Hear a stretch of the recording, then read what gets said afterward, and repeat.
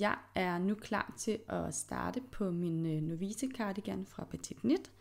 Jeg har lavet en strikkeprøve, og det håber jeg også du har. Og ellers så synes jeg lige, du skal gå ind og se videoen om min strikkeprøve til den her cardigan, inden du går i gang. Jeg har allieret mig med 2 nøgler mohair, fordi jeg skal bruge 2 tråde. Det kan du godt gøre fra 1 nøgle, hvis du kan få enden ud herindefra. Så kan du strikke både med den yderste tråd og den inderste tråd. Men jeg har altså taget 2 nøgler her. Så jeg har taget den mindste af de 2 størrelser pinde, vi skal bruge til cardiganen. Det er nemlig den, vi skal strikke rib på. Så jeg tager bare fat i de 2 tråde her, og så hiver jeg lige ud, sådan så at der er nok til det antal masker, jeg skal slå op. Og så går jeg bare i gang med at slå masker op med helt almindelig krydsopslag.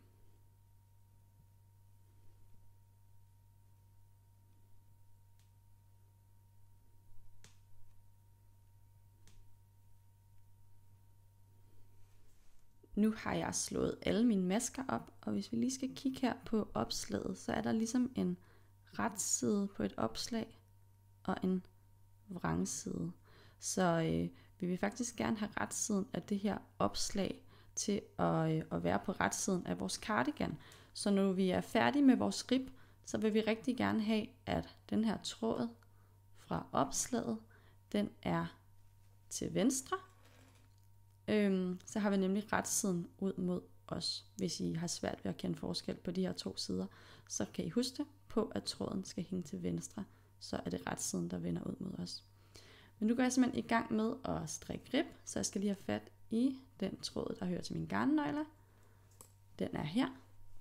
Og vores rib, den består af en ret, en vrang. Så jeg starter bare her med en ret og en vrang, og så strikker jeg ret vrang pinden ud. Og hvis du ikke strikker vrang ligesom mig, så skal du bare tage det helt roligt. Der findes mange måder at strikke vrang på, og min måde er ikke mere rigtig end andre. Nu er jeg henne ved enden af min pind. Jeg strikker en ret og en vrang til sidst her. Og den her cardigan, den skal jo strikkes frem og tilbage. Så vi vender rundt her til den anden side. Og når man strikker rib, så strikker man jo det, der på strikkesprog hedder ret over ret og vrang over vrang. Så når vi har vendt rundt her, så skal de masker, der ligger som vrang, strikkes vrang, og dem, der ligger som ret, skal strikkes ret.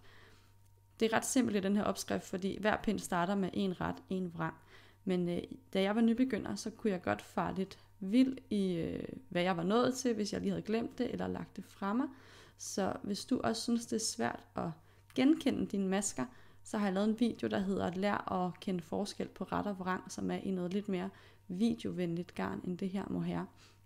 Men hvis vi lige skal kigge på maskerne her alligevel, så er det her en ret maske, hvor der ligger sådan et V under masken på pinden. Og her, der ligger der sådan en boble her under masken på pinden, og det er altså en vrang. Så vi kan se her, at jeg lige har strikket en ret, og jeg har lige strikket en vrang her, hvor der ligger en boble, så jeg er nået til at strikke en ret. Så fortsætter jeg i rib, en ret, en vrang, 4 cm. Nu har jeg strikket 4 cm rib, og jeg er faktisk klar til at gå i gang med glat strik. Og jeg skal strikke den første pind ret, så det her skal være min retside. Jeg har en pæn kant her, og jeg har garnenden til venstre.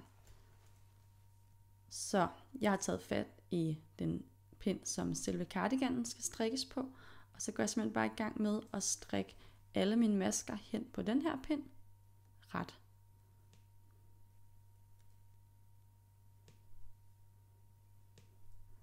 Og når jeg har strikket alle maskerne over, så strikker jeg en pind vrang, og så er vi klar til at lave vores første udtagninger på den her cardigan.